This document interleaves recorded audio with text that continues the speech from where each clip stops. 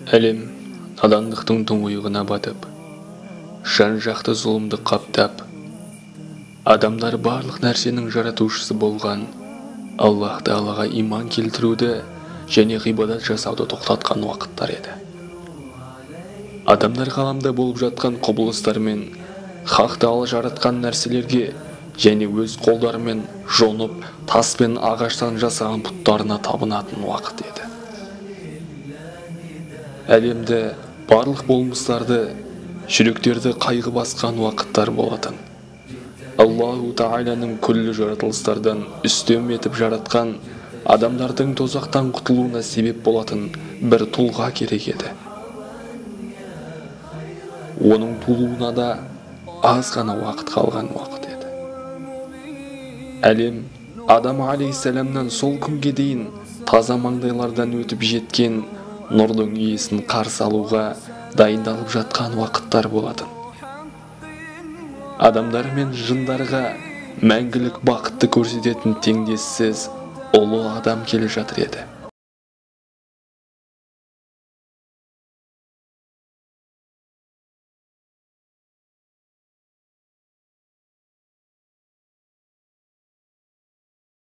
Мұстардың негізі адамдардың мырзасы келе жатыр еді.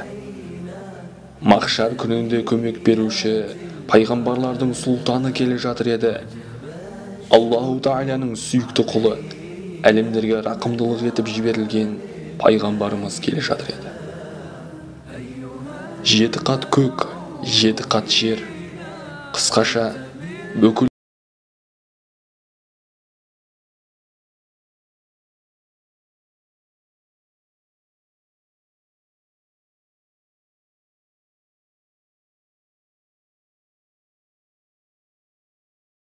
қош келдіңіз, я Расулаллах деуге әзір еді. Хижреттен 53 жыл бұрын піл оқиғасынан 2 ай өтіп, Рабиул Ауал айының 12-сі дүйсенбі күні түнде таңға жуық Меккенің Хашим ұлдары ауданында Сафа тауы маңындағы бір үйде көптен күткен Аллаху Тағаланың нұры Мұхаммед Мұстафа саллаллаху алейхи уассалам дүниеге келді.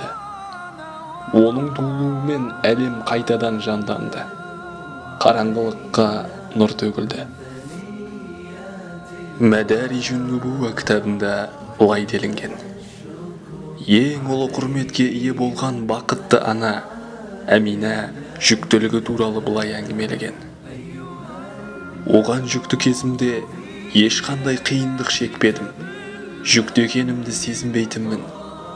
Тек 6 айдан кейін бір күні ұйқылы ояу кезімде біреу маған: сен кімге жүкті екеніңді білесің бе? деді. Мен оған: білмеймін дедім.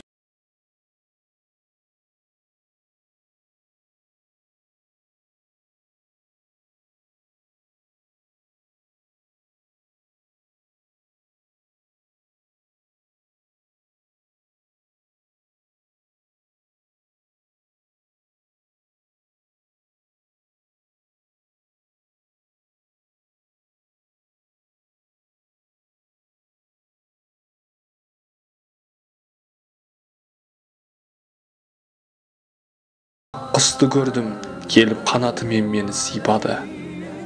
Қорқынышым басылды, сол сәтте қатты шөлдедім, қатты ыстықтаған болатынмын. Қасымнан сүттей аппақ бір кесе шербет көрдім. Сол шербетті маған ішуге берілді, оны іштім. Балдан да тәтті және салқын еді, шөлім қанды. Сосын үлкен бір нұры көрдім. Үйімнің іші нұрланғаны соншалық, сол нұрдан басқа ештеңе көре алмадым.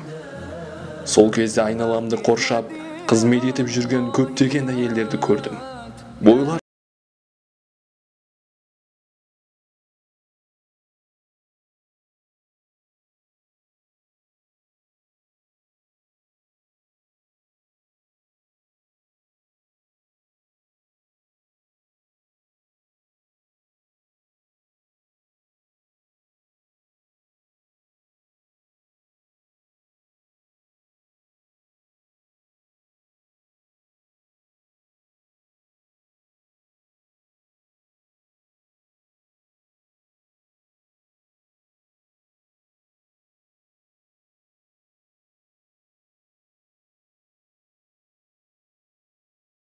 асыл тастан, қанаттар жақұттан еді. Қорыққаным соншалық терлеп кеттім. Сол кезде көзімнен пердені алды. Барлық жер бетін шығыстан батысқа дейін көрдім. Жан жағымды періштелер қоршаған еді. Мұхаммед алейхиссалам туыла сала басын сәждеге қойып, сұқ саусағын көтерді. Сосын көктен оны бүркеген аппақ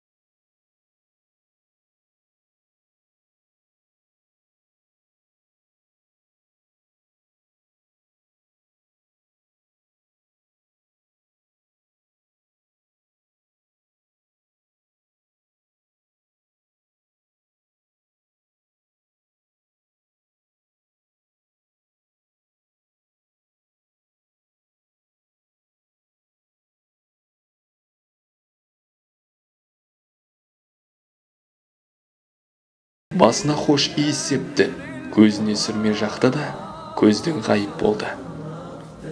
Мұхаммед алейхиссалам туылған кезде Хазіреті Аминаның жанында Абдуррахман бин Ауфтың анасы, Бибі Шифа, Осман бин Әбил Астың анасы, Бибі Фатима және пайғамбарымыздың әпкесі Бибі Сафия бар еді. Оларда көрген нұрлары мен басқа жағдайлары туралы айтып берді. Бибі Шифа былай дейді: мен сол түні Аминаның жанында болып, оған көмектестім. Мұхаммед алейхиссаламның туыла сала дұға еткенін көрдім. Ғайыптан «Ярхамука раббука» деген дауыс естілді. Сосын бір нұр шығып, айналаны жарқыратқаны соншалық шығыстан батысқа дейінгі барлық жер көрініп кетті. Бұдан басқа оқиғаларға да куә болған Шифа ханым кейінірек оған пайғамбарлығы білдірілген кезде еш ойланбастан алғаш иман келтіргендердің бірі мен болдым деді. Бибі Сафия былай дейді: Мұхаммед алейхиссалам туылған сәтте жан-жаққа нұр төгілді. Мұхаммед алейхиссалам туылған сәтте жан-жаққа нұр төгілді. Ол туыла сала сәжде жасады. Басын көтеріп анық тілде «Ла илаха иллаллах, инни расулуллах» деді. Оны шомылдырғалы жатқанымда, біз оны шомылдырып жібердік деген дауыс келді. Кіндігі кесілген, сүннеттелген халде алдымызда көрініс тапты. Сәжде жасаған кезде ақырын бір нәрселерді айтты. Құлағымды оның аузына тостым. Ол «Уммати, уммати» деген сөздерді айтқан еді. Пайғамбарымыз туылған кезде атасы Абдул-Мутталиб Қағбаның қасында Аллаху Таалаға жалбарынып дұға етіп отырды. Осы кезде сүйінші хабар келеді. Мұхаммед алейхиссаламның туылған күніне бір қатар құбылыстарды көрген Абдул-Мутталиб бұл хабарға қуанып, бұл баламның мәртебесі, қадірі өте үстем болады дейді. Абдул-Мутталиб осындай бақытты жағдайды атап өту үшін 7 күннен кейін Мекке халқына 3 күн дастархан жайды. Сондай-ақ қаланың әр жерінде түйелер сойып таратты. Сол кезде балаңа қандай ат қойдың дегендерге Мұхаммед деп жауап берді, саллаллаху алейхи уассалам. Неге аталарыңның бірінің атын қоймадың дегендерге Аллаху Тааланың және адамдардың оны мадақтауларын қалағандықтан деп жауап берді. Басқа бір риуаят бойынша Мұхаммед деген есімді Амина ханымның қойған білдірілген. Міне бауырлар, Аллах Тағаланың жер бетіндегі ең сүйікті пендесі осылайша өмірге келген екен. Мұсылман біз дейміз ғой, дұрыс-ақ. Бірақ мұсылман бола тұра, дініміздің Аллахтан түсуіне елші бола, адамзатты жаратқан Аллахтың мейірім махаббатына бөленіп үлгерген, пайғамбарымыздың өмірін білмегеніміз міндетті түрде дұрыс емес жайт екендігін ескергеніміз жөн. Қабірде қойылатын 3 сұрақтың біреуі де осы пайғамбарымыз саллаллаху алейхи уассалам жайында емес пе еді? Ендеше Аллах Тағала біздерге сондай ілім берсінші, иншалла, Қабірде сол сұраққа қуана жауап берейік.